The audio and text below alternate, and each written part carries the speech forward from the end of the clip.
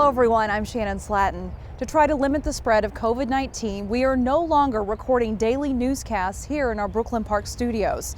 However, we are still out in your community every day gathering stories and bringing them to you on our website, ccxmedia.org. I invite you to check out our stories there, but in the meantime, here's a few stories that we filed. I'm Eric Nelson for CCX News, and coming up in our next segment of Policing in a Pandemic, we will talk to local chiefs about what they're seeing on the interstates and the freeways. Are they turning into the Autobahn? And also, are officers easing up on minor infractions because of COVID-19? You know, anecdotally, I have heard that Highway 100 is a NASCAR track. We don't spend a lot of time on Highway 100, but I've just heard that anecdotally from folks. The first few weeks that this all started and we were all getting our bearings on this, the streets were pretty desolate. I think now that we've found, or we're starting to work towards that new normal, you're seeing more people being out, finding more things to do.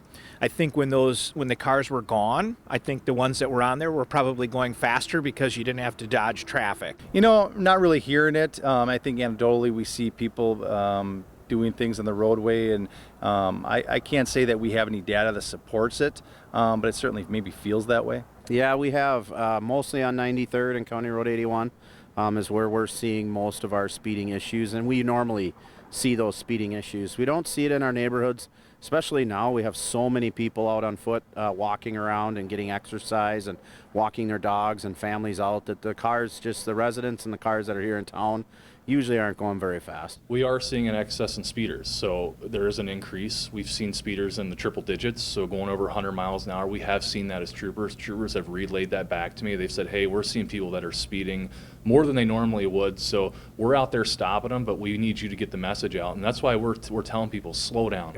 Are you guys easing up on some of those minor infractions?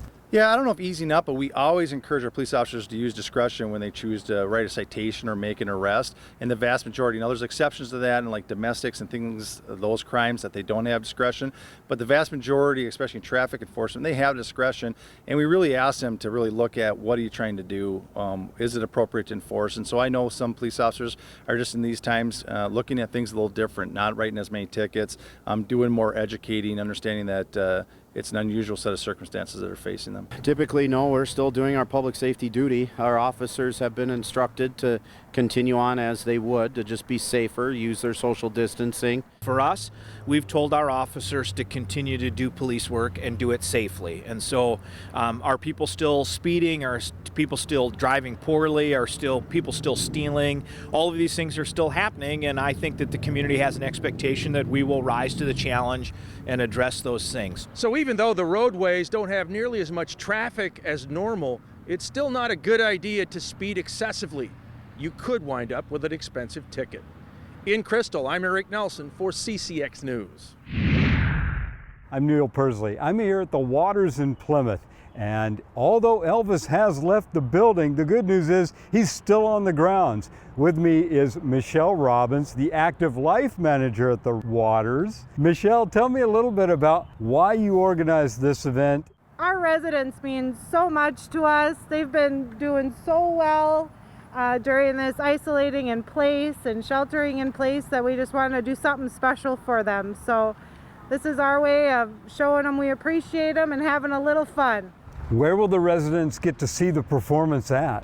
Up in the window on the balcony, they're looking down at us. They're enjoying a little hors d'oeuvres while they wait for Elvis to perform. You ain't nothing but a hound dog, keep crying all the time. You ain't nothing but a hound dog, keep crying all the time. Well, you ain't never caught a rap, you ain't no friend of mine.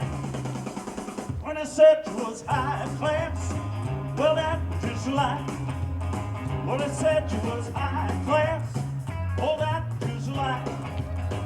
Well, you ain't never caught a rap. As soon as this whole virus thing hit, I started thinking about how I can get out and sing to the senior communities that I sing to on a daily basis under normal circumstances and try to bring as much normal back to them as I could. So I have a sound system that is actually portable, and I can hook up a power inverter to a battery and power my speakers.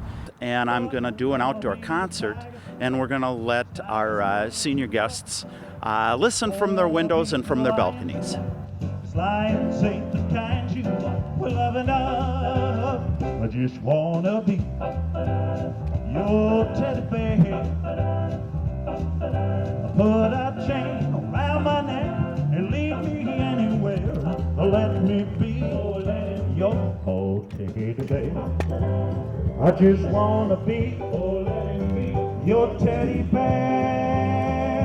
How have the residents been holding up, really? I mean, it's been more than a month now and you've been cooped up.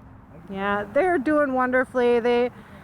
They're cooperating, they're sheltering in place. They're in really good spirits. We're really blessed with this group of people. There's no difference where I go or what I do.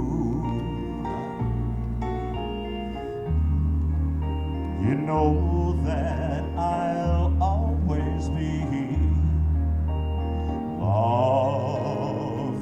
loving you. Although Elvis may not be allowed in the building, he is still allowed on the grounds. In Plymouth, Neil Pursley, CCX News. Thank you very much. Thank you. Find more local news stories at ccxmedia.org and follow us on social media.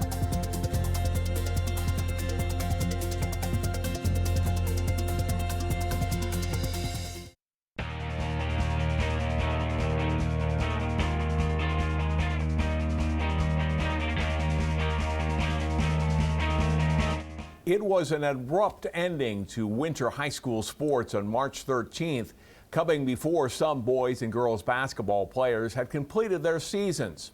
Minnesota spring sports athletes had hoped for a different outcome. Maple Grove softball players Nikki Raber and Kate Kapsner were looking forward to a great senior year on the diamond. That all changed with the announcement there would be no more classroom learning in Minnesota for the rest of the school year.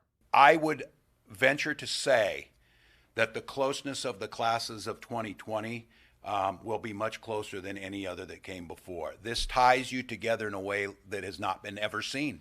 And I just want you to know that these decisions being made, they break our heart. The Minnesota State High School League then announced the cancellation of spring sports and activities. Something the seniors we talked to could see coming in recent days and weeks. When this all first started, when school was shut down and stuff, I was like, oh no, what about the softball season?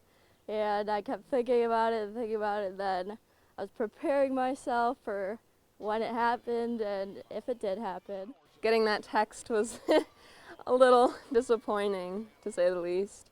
But once we didn't go back after spring break, I was like, yeah, this isn't happening, I don't think. I was a little bit shocked. I kind of knew it was coming, but you know, it doesn't really set in until you actually hear the news.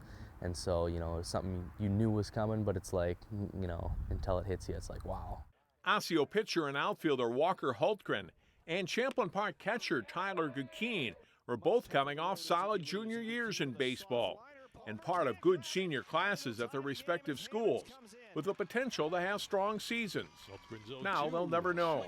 Ever since 8th grade year, starting this program, you know, looking up to the seniors and wanting to play our senior year and step onto the field, you know, it's a really big bummer. One thing we knew about our team this year is that we had a lot of really young guys last year, and we figured, you know, if those guys get that experience, that the next year, you know, we could have a really good team, and that would have been this year, and so we're kind of missing out on that part of it. All four seniors have been working out on their own since Minnesota's shelter-in-place order took effect in late March. They also stayed connected with their high school teammates via group texts, Zoom video calls, and more, with the hopes of a different outcome. We think that, you know, come over a couple weeks, you know, ooh, you know, a nice little vacation from school, but, you know, and it just kept on coming, and we weren't ready for it, really, so. It's really weird to not have closure on a sport that we've played for like 12 years or whatever. It's super weird. We all thought we would have our senior season. Hultgren and Gukeen are holding out hope for some sort of season for American Legion baseball. For the two Maple Grove softball captains, they won't get a chance to defend their 2019 state championship. Basically, with all the seniors, our last game was dome ball, which isn't exactly a softball out in the sun with the dirt, so kind of really disappointing. Our last game was the state championship, but for sure wanted to get a chance to get to hit and really defend our state title, but you know, what can you do? This area's top boys basketball player from the class of 2020 finally made his college choice official. Kerwin Walton is headed to North Carolina. Walton chose UNC over Minnesota and a handful of other finalists in announcing his decision April 27th. The All-Metro and All-State guard led Hopkins at scoring at 27 points per game this season and back-to-back state tournament appearances. That's all for sports. I'm John Jacobson. Find more prep sports games and highlights at ccxmedia.org and follow us on social media.